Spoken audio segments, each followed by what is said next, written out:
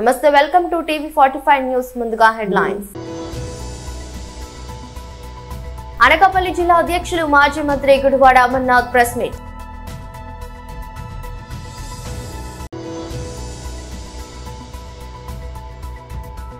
BJP రాష్ట్ర అధ్యక్షుడు శ్రీ ఎన్ Ramachandra Rao press meet.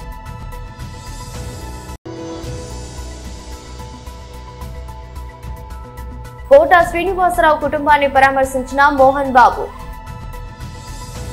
Anakapalli జిల్లా అధ్యక్షులు మాజీ మంత్రి గుడివాడ అమర్నాథ్ ప్రెస్ మీట్ నిర్వహించారు. ఏ రకంగా ఈ పార్టీని నిర్వీర్యం చేయాలి, ఏ రకంగా జగన్మోహన్ రెడ్డి గారి మీద కక్ష సాధింపు చర్యలు చేపట్టాలనేటువంటి దాని మీద పెట్టినటువంటి శ్రద్ధ ఈ 15 నెలల్లో ప్రజల మీద, ప్రభుత్వం మీద, రాష్ట్రం మీద పెట్టుంటే కాస్త మంచన్న రాష్ట్రానికి జరిగేదని చెప్పి ఈ రాష్ట్రంలో ప్రజలందరూ కూడా అనుకుంటా ఉన్నారు. సరే, కింద స్థాయి కార్యకర్తల దగ్గర నుంచి, సోషల్ మీడియా యాక్టివిస్టుల దగ్గర నుంచి, గ్రామాల్లో ఉన్నటువంటి వైఎస్ఆర్ కాంగ్రెస్ పార్టీ నాయకుల దగ్గర నుంచి, చివరికి రాష్ట్ర స్థాయిలో ఉన్నటువంటి నాయకత్వం వరకు అనేక కేసులు, దాదాపు 2700, 2800 కేసులు ఈ గత 15 మాసాల్లో ఈ ప్రభుత్వం పెట్టింది. ఈ మధ్యకాలంలో కూడా మీరు అందరూ చూశారు, మా పార్టీ సీనియర్ పార్లమెంటేరియన్, మూడోసారి ఎంపీగా వ్యవహరిస్తున్నటువంటి మిథున్ రెడ్డి గారి మీద మొన్న రీసెంట్గా వారిని విచారణకు పిలవడం, వారిని అరెస్ట్ చేయడం, నిన్న సెంట్రల్ జైలు కూడా తరలించడం, రిమాండ్కి వేయడం అనేటువంటిది మీరు అందరూ కూడా చూశారు. వాస్తవానికి రాష్ట్రంలో ఉన్నటువంటి ఇన్వెస్టిగేషన్ ఏజెన్సీస్ రాష్ట్ర ప్రభుత్వం కింద అనేకమైనటువంటి ఉంటాయి. సిఐడి ఉంటుంది, డిపార్ట్మెంట్ అనుకున్నటువంటి డిఫరెంట్ ఏజెన్సీస్ ఉంటాయి, లేదా వీరు నియమించినటువంటి స్పెషల్ ఇన్వెస్టిగేషన్ టీమ్స్ ఉంటాయి. ఈరోజు ప్రధానంగా నడుస్తున్నటువంటి ఈ సిట్ ఎంక్వైరీ, ఈ లిక్కర్ దాని మీద ఏదైతే ఈ అక్రమ కేసు ఏదైతే ఉందో, ఈ అక్రమ కేసు మీద నడుస్తున్నటువంటి సిట్ ఎంక్వైరీ, సిట్ని నియమించారు. ఇందులో కొంతమంది అధికారులని పెట్టడం జరిగింది.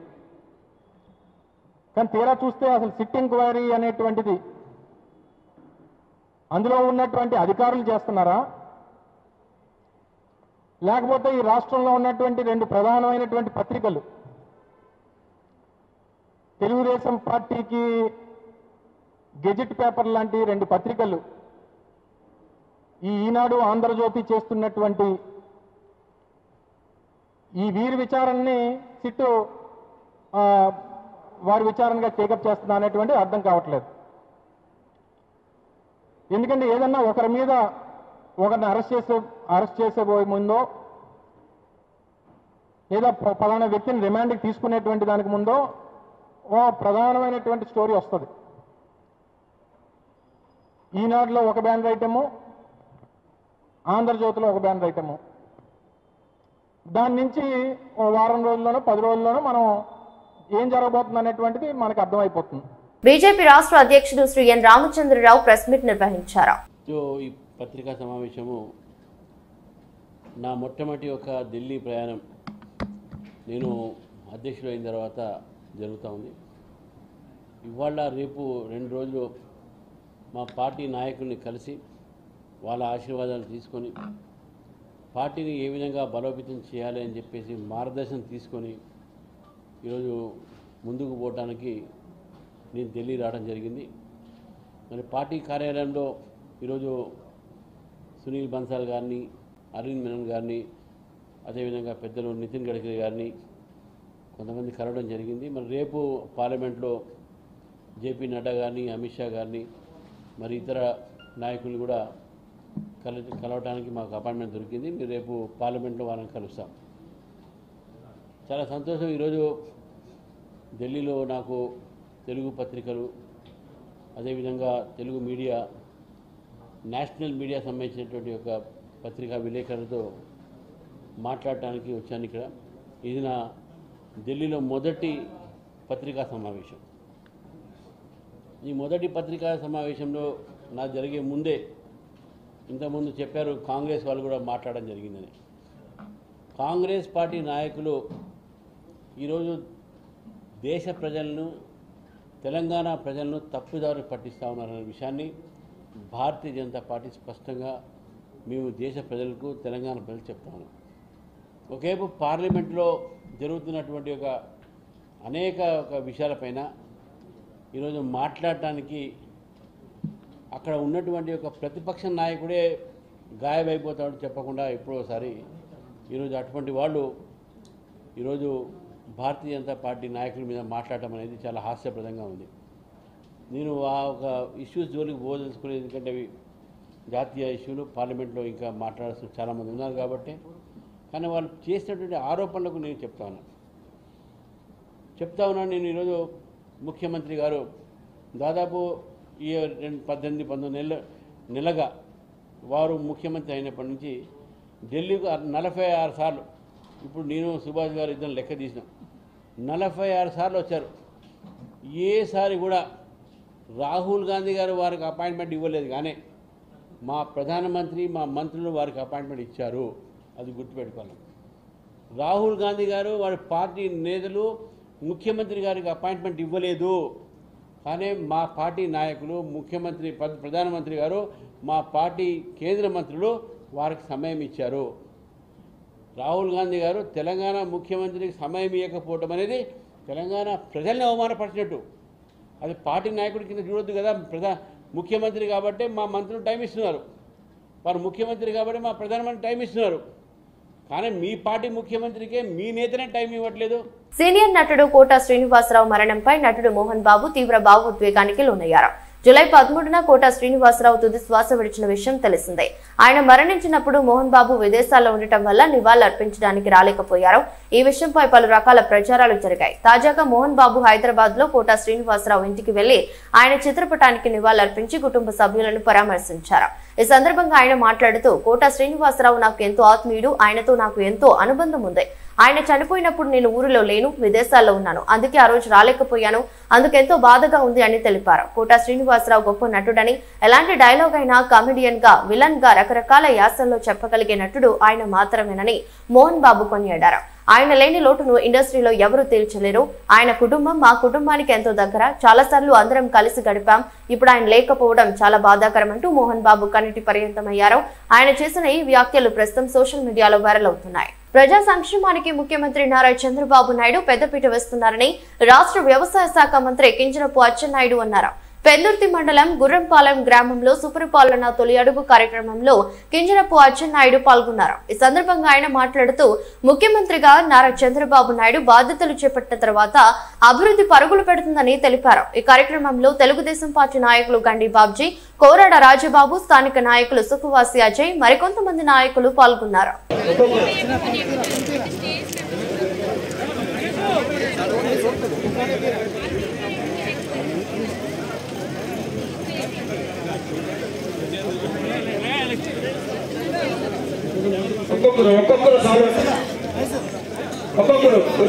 ధైర్యంగా చెప్పే వ్యక్తి. చాలా మంది మంత్రులు చేస్తున్నారు, మనకు గిట్టుపడకూడదు, కానీ ఒక విషయాన్ని సూటిగా చెప్పే అలవాటు చేసుకొని ఆ విషయాన్ని చెప్పగలిగితేనే నాయకుడు, లేకపోతే ఆ పదవి ఉన్నా లేకపోయినా ఒకటే. అటువంటి వ్యక్తుల్లో అచ్చెన్నాయుడు గారు ముందు వరుసలో ఉంటారు. ఈవేళ సమస్య ఎక్కడ చెప్పినా, సమస్య ఏ ప్రాంతమైనా ఏ ప్రాంతమైనా సమస్య చెప్పగానే లిక్కర్ స్కామ్ దేశంలో కాదు ప్రపంచంలో ఇంత పెద్ద స్కామ్ లేదు. ఇది కూడా ఒక ఆర్గనైజ్డ్ స్కామ్. ఒక ప్లాన్ ప్రకారం ఎలాగ ప్రజల యొక్క రక్తాన్ని తాగాలో డెసిషన్ తీసుకున్నటువంటి ఇది స్కామ్. మీ అందరికీ తెలుసు, డే 1 నుంచి ఇది చాలా తప్పు. ప్రభుత్వం షాపులు నడపకూడదు, ప్రభుత్వం షాపులు పెట్టకూడదు, దీనివల్ల చాలా ఇబ్బంది జరుగుతుంది, అవినీతి జరుగుతుందని చెప్పినా మేము చెప్పిన విషయాలన్నీ పక్కన పెట్టి ఆర్గనైజర్గా చేశారు. 2 మాసాల నుంచి మీరు చూస్తున్నారు మాట్లాడారు. ఈరోజు మొత్తం బండారం అంతా ఇదేదో ప్రతిపక్షం మీద లేకపోతే ఇంకొకరి మీద కక్షగట్టి చేసింది కాదు. ఒక ఎంక్వైరీ చేస్తే అన్ని వివరాలు, ఏ విధంగా స్కామ్ జరిగింది, ఎక్కడెక్కడి నుంచి ఎంత డబ్బులు వచ్చాయి, ఎవరి ద్వారా వచ్చాయి, ఎవరికి జరిగాయి, ఎవరికి చేరాయి అనేది స్పష్టంగా బయటపడింది. ఇప్పటికే చాలామంది అరెస్ట్ అయ్యారు. ఆంధ్రప్రదేశ్లో కాదు, ఈ దేశంలో ఈ లిక్కర్ స్కామ్లో ఏ దారి చూసినా సరే దారులన్నీ కూడా తాడేపల్లి వైపే కనిపిస్తున్నాయి. తప్పనిసరిగా తప్పు చేసేవాళ్ళు గుర్తించుకునే ఆలస్యమైన తప్పు చేసేవాళ్ళకి పనిష్మెంట్ ఉంటుంది. ఈ డబ్బుని రికవరీ చేసి మళ్ళీ ప్రజలకు ఇచ్చే బాధ్యత ఈ ప్రభుత్వం తీసుకుంటుంది. తూర్పు గోదావరి జిల్లా కొవ్వూరు నియోజకవర్గం వైసీపీ నిరసనలో ప్రతిపక్ష నాయకులను అక్రమంగా అరెస్టులు చేస్తూ చంద్రబాబు రాష్ట్రంలో రెడ్ బుక్ పాలన కొనసాగిస్తున్నారని తూర్పు గోదావరి జిల్లా వైసీపీ అధ్యక్షులు చెల్లుబోయిన వేణుగోపాలకృష్ణ అన్నారు. రాజాపేట ఎంపీ మిథున్ రెడ్డి అరెస్ట్ నిరసిస్తూ కొవ్వూరు నియోజకవర్గంలో బస్టాండ్ దగ్గర ఇన్ఛార్జ్ తలారి వెంకట్రావు ఆధ్వర్యం కొవ్వూరు బస్టాండ్ దగ్గర ఉన్న డాక్టర్ బిఆర్ అంబేద్కర్ విగ్రహం వద్ద నియోజకవర్గ వైఎస్ఆర్సీపీ నాయకులతో నిరసన తెలియజేశారు. తూర్పు గోదావరి జిల్లా వైసీపీ అధ్యక్షులు వేణుగోపాలకృష్ణ మాట్లాడుతూ రాష్ట్రంలో చట్టాలు లేవని ప్రతిపక్షం గొంతు అణచివేయాలని లిక్కర్ స్కామ్ అనే ఒక కట్టు కథ అల్లి మిథున్ రెడ్డిని అరెస్ట్ చేశారని, కూటమి ప్రభుత్వం రాష్ట్రంలో రెడ్ బుక్ పాలన అమలు చేస్తుందని అన్నారు. నియోజకవర్గ ఇన్ఛార్జి తలారి వెంకట్రావు మాట్లాడుతూ ఎంపీ మిథున్ రెడ్డిని కూటమి ప్రభుత్వం కక్ష సాధింపు చర్య భాగంగానే అక్రమంగా అరెస్ట్ చేసిందని, చంద్రబాబు నాయుడు ఇచ్చిన హామీలు అమలు చేయలేదని వాటిని ఎత్తి చూపుతున్నారని, వైసీపీ నాయకులను అరెస్టులు చేస్తున్నారని, రాష్ట్రంలో రెడ్ బుక్ పాలన కాకుండా అంబేద్కర్ రాజ్యాంగ పాలన అమలు చేయాలని అన్నారు. కార్యక్రమానికి 3 మండలాల నుంచి భారీ ఎత్తున వైసీపీ కార్యకర్తలు హాజరై నిరసన తెలిపారు.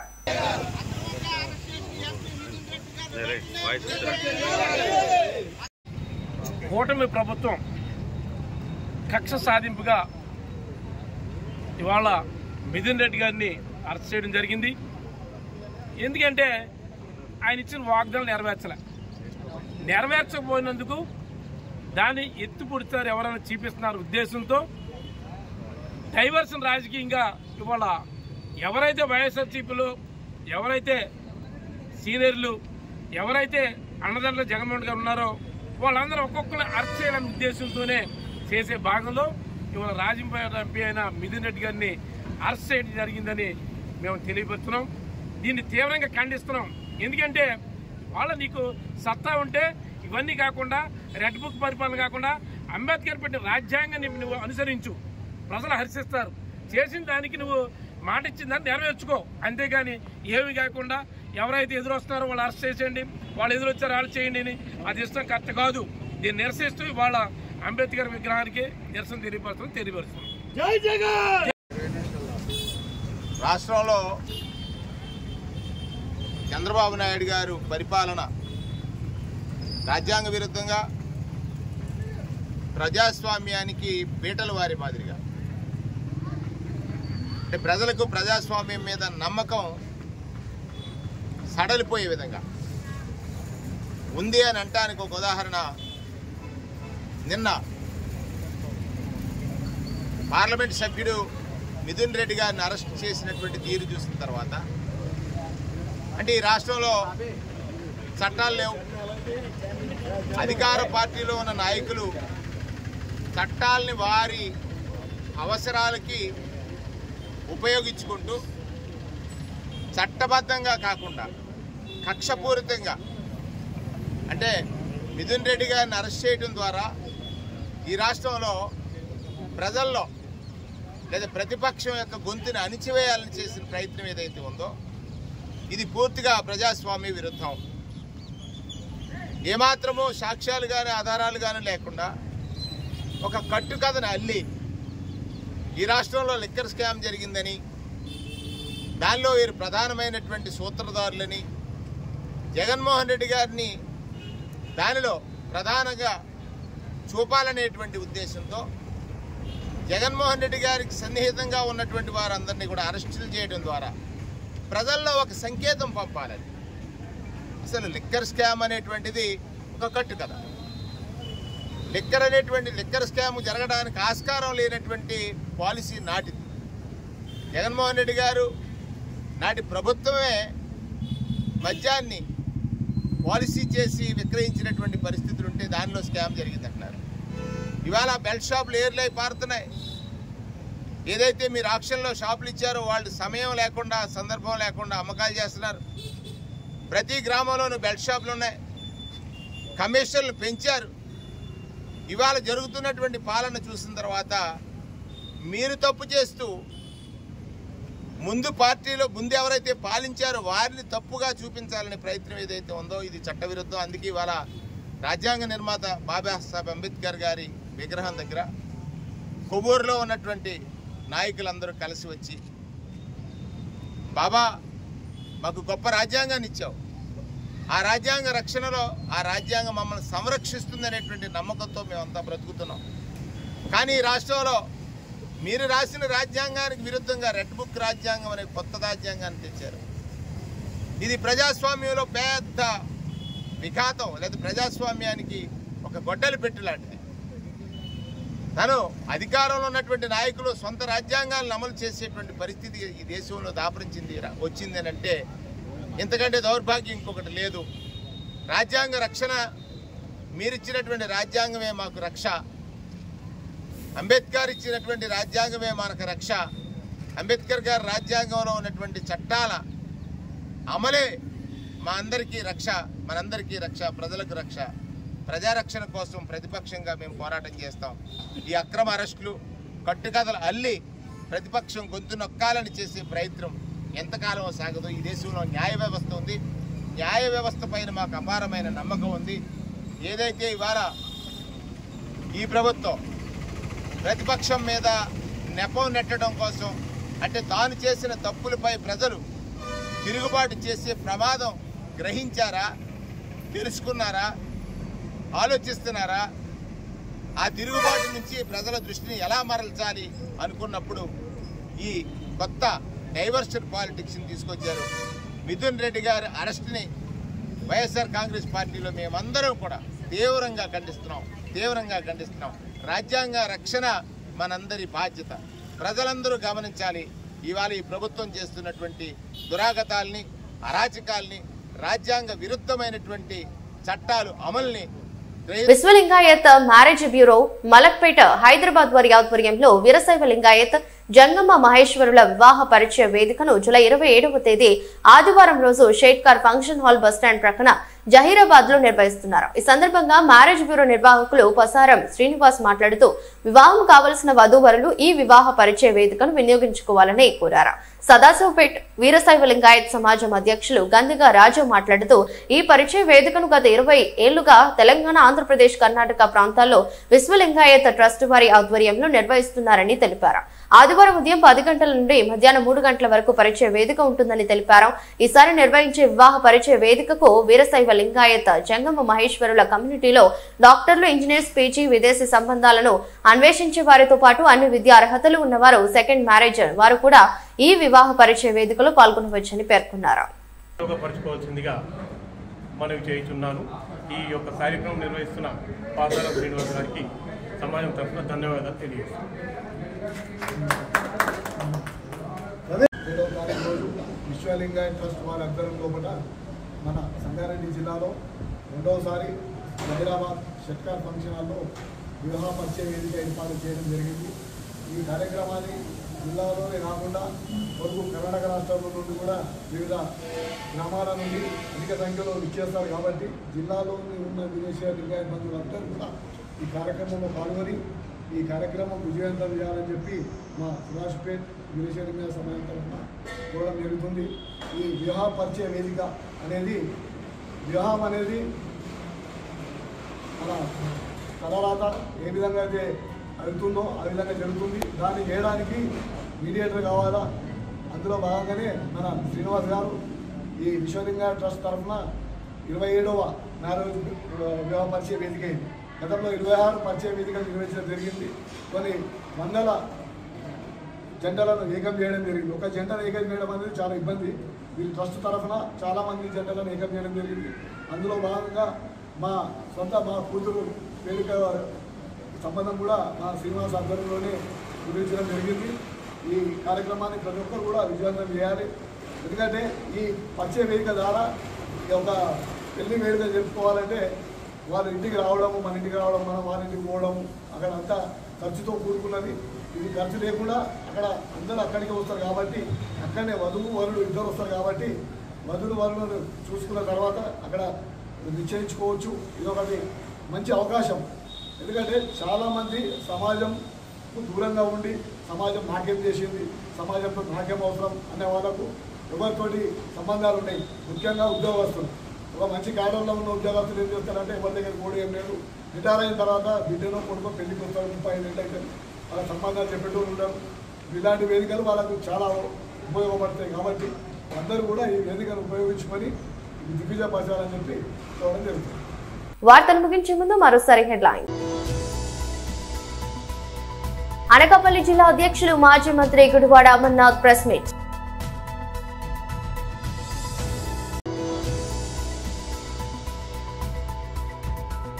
బీజేపీ రాష్ట్ర అధ్యక్షుడు శ్రీ ఎన్ రామచంద్రరావు ప్రెస్ మీట్.